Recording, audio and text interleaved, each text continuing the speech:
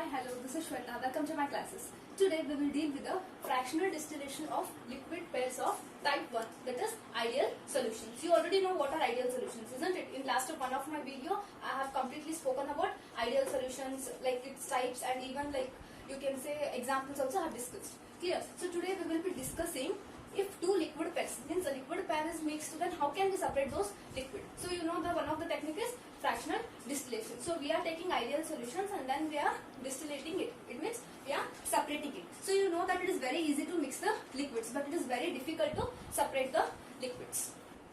So before going to the explanation of the diagram, let us consider two liquids, that is liquid A and liquid B. We will consider two liquids, one of the liquid A and liquid B. We will consider that B is more volatile. Okay, B is more volatile. B is more volatile. One of the liquid should be more volatile. I am taking B as more volatile. If it is more volatile, then B will easily vaporize, isn't it? Its vapor pressure will be more. So you know the relation between boiling point and vapor pressure. So it will be inversely. Boiling point is inversely proportional to volatility. Okay.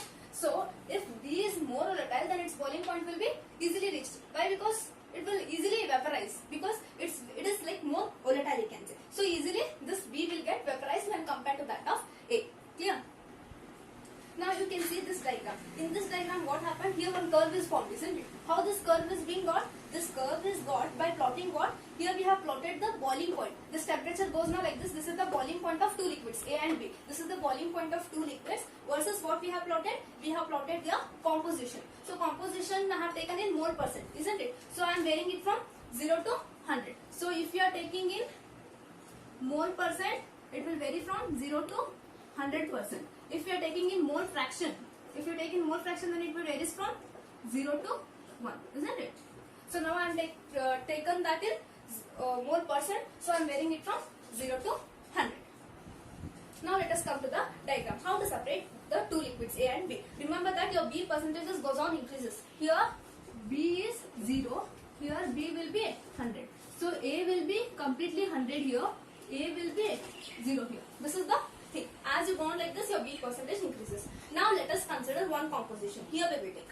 So here we will take.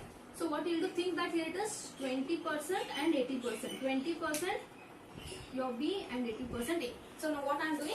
I am taking one composition, that is 20% B. So here it is 0, here B goes on increases. So here 20% B I am taking and 80% A I am taking. I will take this composition solution and what I will do? I will go on heating. Means I will go on rising the temperature. If I rise the temperature, what will happen? Definitely it will reach here. So this, if I heat, then this temperature. So at temperature T1 you take. So at temperature T1 what happens? This liquid will start like boiling, isn't it?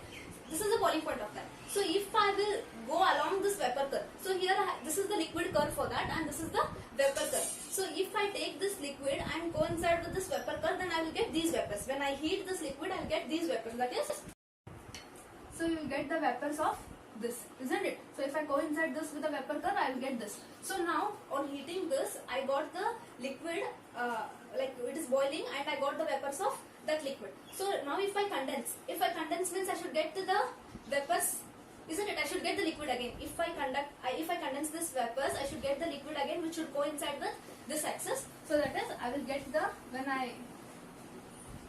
I will coincide with this, so I will get the percentage composition which is still richer in B. So now I got the composition which is richer in B, isn't it? Here it was 20%. So now I got this composition means which is richer in B. So let me take, like it is more than 50, right? So I will take 60-40, isn't it? Now it is 60% B and 40% A. So now it is 60% B and 40% A. Clear? So now you got 60-40, isn't it? Now your composition, whatever is there now, that is being getting richer in B liquid. So A is gone decreasing and B is increasing because B is more volatile, hence it is getting more easily vaporized in vapor phase and you are getting maximum content of B in your liquid. Again what I do? Again I will heat this. So whatever the 60-40% is there now, again I will start heating. So if I start heating this mixture, what I will get? So think that it is at the temperature T2. So at temperature T2 I have to heat this liquid. Then I will get the vapors. So I will get the vapors. Where I will get? So I will get these vapors. So I will get the vapors of this liquid. So again what I will do? I will condense this. Okay. So if I I condense, I'll get the liquid again, which is still richer in B than that of this. Think that here it is 100 and here it will be like 90 and 10%. So your B will be 90% and your A will be 10%. Here your B goes on increases. This composition is of here. So here what happens? You have achieved the composition which is richer in B, 90% richer in B from 20% and your A is 10%. Again what I will do? Again I will heat this mixture. If I heat this mixture at here, again what happens? I'll get the vapors, again it will condense. So that time what I'll get? Finally I'll get 100% B. That is, again if I heat this, it will go inside here and I'll get the vapors here, which is exactly 100% B and 0%. So here what I got? I separated finally my one of the ideal solution pair, isn't it? So it was consisting of A and B. So we took 20%, it might be whatever percent you want. So just for example, I took 20%, 80%. So what we did? We go on heating, then vapors were formed, condense. Again we are going heating, vapors were formed, condense. Again till we get the pure liquid 100%, we went on heating and cooling. This process of separation itself is called as fractional distillation. So here what you did, since you took the type 1 solutions, that is ideal solutions, you are telling that as fractional distillation of liquid pairs of type 1 solution. So here you have achieved B. Similarly here backward you will be achieving 100% A. Here you can see 100% A you will be achieving. Like this here